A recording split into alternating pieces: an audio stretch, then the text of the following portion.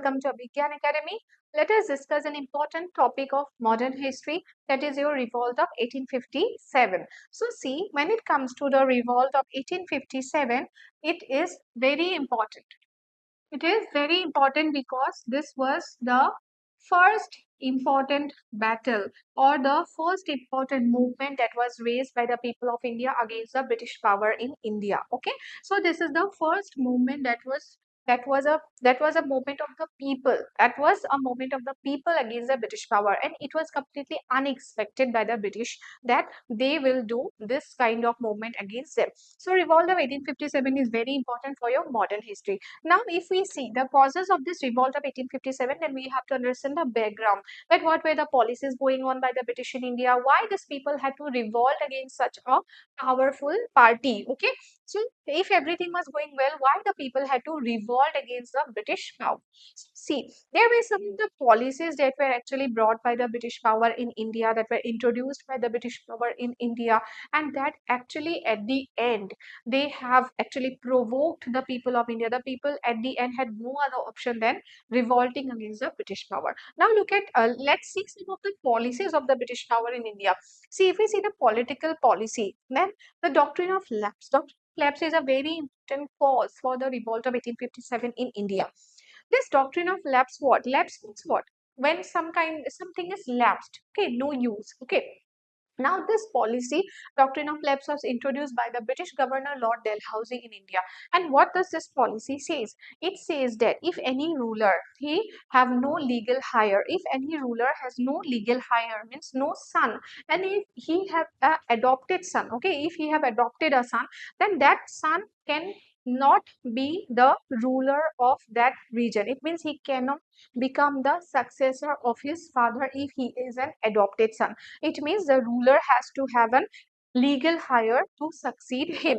So, doctrine of lapse says that if a ruler has an adopted son, then the throne will go to the British. It will lapse, okay? He cannot be the successor of that throne. This talks about this doctrine of lapse. This way, British have started annexing the territories or the provinces of India. In this way, the British have annexed many territories like Satara, like Jhansi, like Awadh. Awadh was basically annexed by the British on the grounds of misgovernance. Okay, Awadh was taken by the British power on the grounds of misgovernance. But in this way, Jhansi, Satara, many provinces were actually annexed by the British on the basis of this doctrine of lapse. Now, the rulers, they were more discontent about this policy, because if there is no legal hire, they can adopt a son to become the successor. Then how the legacy will continue if British will annex that area? So this became one of the most important factor, okay, for the revolt of 1857. Another cause, if we say economic system में अगर हम लोग देखेंगे, deindustrialization of the Indian handicrafts and oppressive taxation structures. It means deindustrialization means what? The British did not promote any kind of industries in India, but they have made India as a market for their own finished products. They have taken the raw materials from India to their motherland Britain, and they have started selling their products in India. It means India was seen as a market of their finished products. India, if we see the market of the of Indian economy before the arrival of the British, they were rural and handicrafts, rural handicraft industries. Okay, handmade things were very popular before the arrival of the British. But when the British industrial products dumped into the market of India, so this machine-made products became cheaper for the people, and handmade products were comparatively, it was priced high as compared to the machine-made products. So people have chosen the cheaper products. Obviously, in present day also, if you'll see a cheaper product, like the Chinese products are very much popular in India. So same way, the handicraft industries were destroyed because the Britishers have introduced the finished products in the Indian market, and people have chosen the cheap products in India. So that is why this deindustrialization did not promote any kind of Indian industries, but they have taken India as a market for their own finished products. Okay, so this actually made deindustrialization of the Indian industries. Social religious movement. See what happened. The British came to India, so they were basically Christian people. So their intention, one of the intention was that also that they had to promote Christianity among the people of India. So to promote Christianity, what they were doing, they were actually targeting our own religious practices. They were targeting our own cultural practices. They were actually considering that our cultural practices, our religious practices were actually inferior, okay, and their cultural practices, their religious practices were superior. So they were targeting basically our religious practices, and also brought some of the socio-religious reforms, okay, because they were basically they were trying to introduce a western culture in India. Like in this way they have introduced the widow remarriage act. No doubt it's a very good reform for the Indian society, okay, because this widow remarriage, sati regulation, this were actually demanded by the Indian liberal leaders only, like Raja Ram Mohan Roy. This was actually demanded by Ishwar Chandra Vidyasagar. No doubt this is a very good socio-religious reform in India. During that time you cannot expect such kind of mindset from the people of India, because the mindset was a patriarchal mindset. So basically this widow remarriage act and all, then sati regulation act, this was actually attacking on the Indian culture according to the Indian people. So this was also considered as a factor. Then we have General Service Enlistment Act.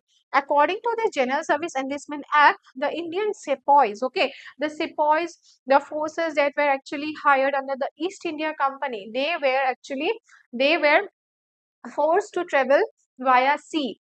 Okay, they had to cross the seas to do wars in the different parts of the world. And according to the Indian society, crossing a sea means becoming polluted. Okay, it is not considered as a pure after crossing the sea. So this was considered as a sin, as a polluted person if someone have crossed the sea. So this also General Service Enlistment Act also became one of the reasons.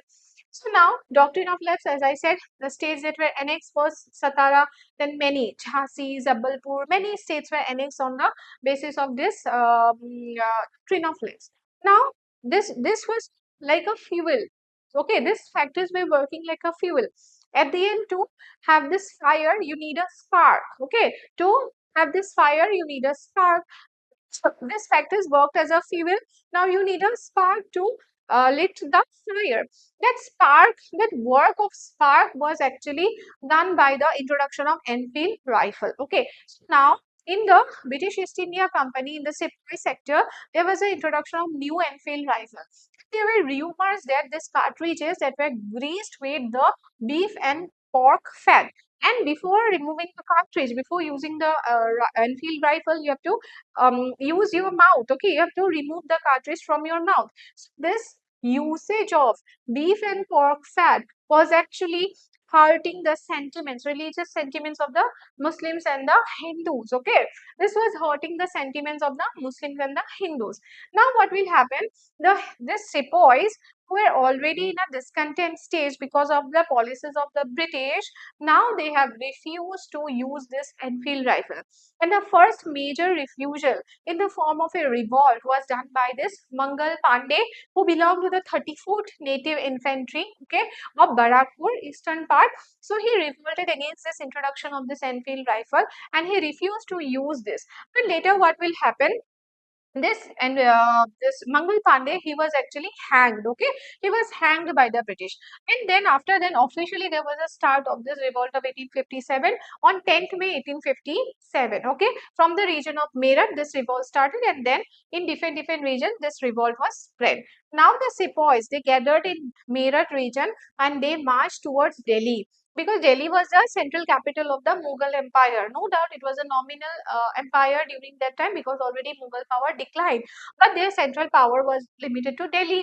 So now in Delhi, the Mughal ruler was Bahadur Shah Zafar II. Okay, so Bahadur Shah Zafar II was declared as the emperor of India by these sepoys. So he was declared as a Shenshai Hindustan, emperor of India, by the sepoys to bring a umbrella, to bring unity in this revolt.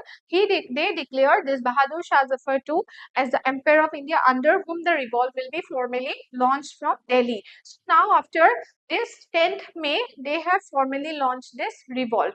Now gradually this revolt have spread in different parts of India. Okay, this was spread in different parts of India. Like in Delhi, we have Bahadur Shah Zafar too. But I said that the Mughal power have already declined. Okay, he was just a nominal ruler. So on his behalf, his general was General Bakht Khan.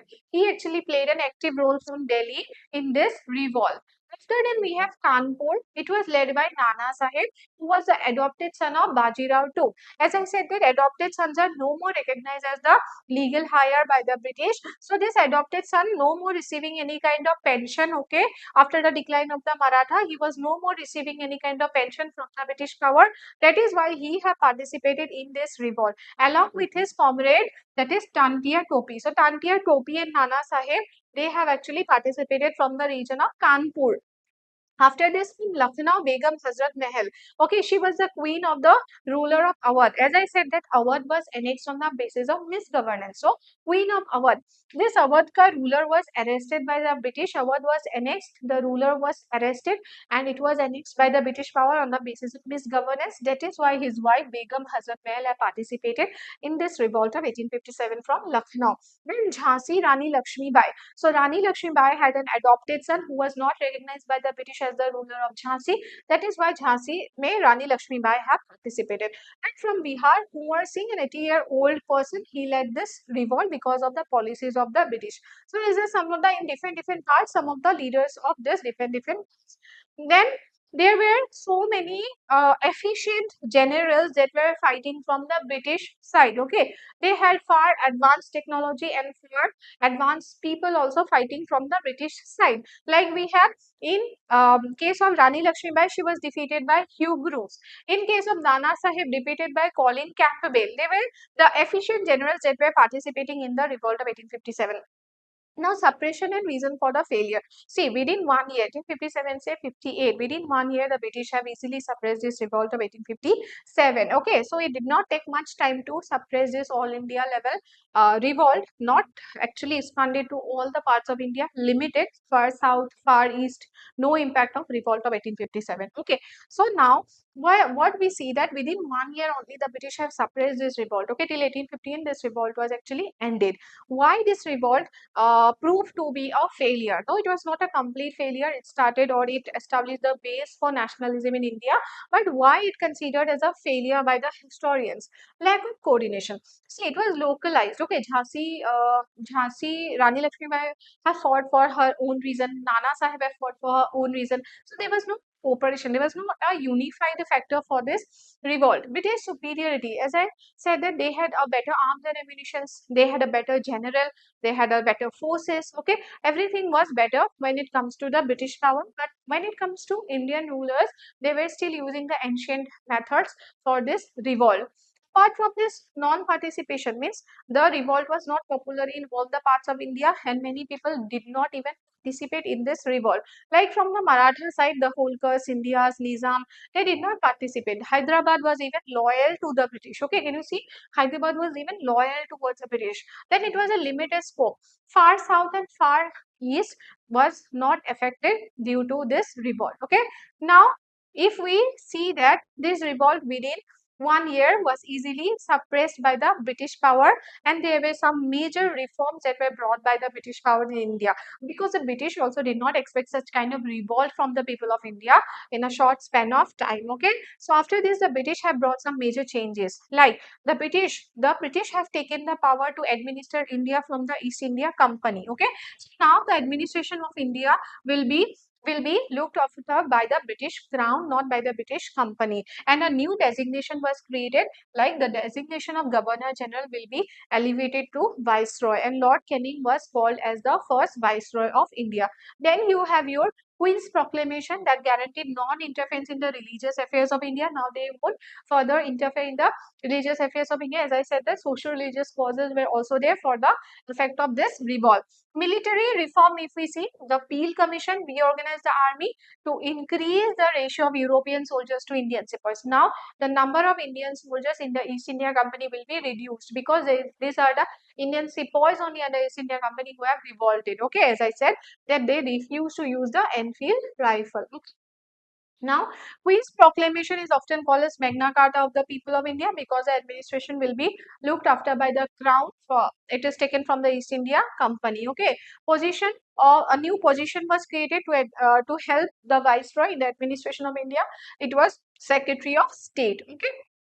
Now, if we see annexation, Satara was annexed by Dalhousie. Awadh was annexed on the basis of misgovernance. The ruler of Awadh was Wazir Ali Shah, whose queen was Begum Hazrat Mahal, who participated in the revolt. Mutiny at Barakpur, Mangal Pandey, he was hanged. Mutiny at Meerut, 10th May 1857 with the sepoy.